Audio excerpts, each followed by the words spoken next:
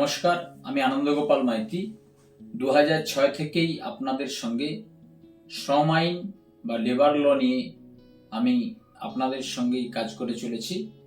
সবাইকে নতুন বছরের শুভেচ্ছা।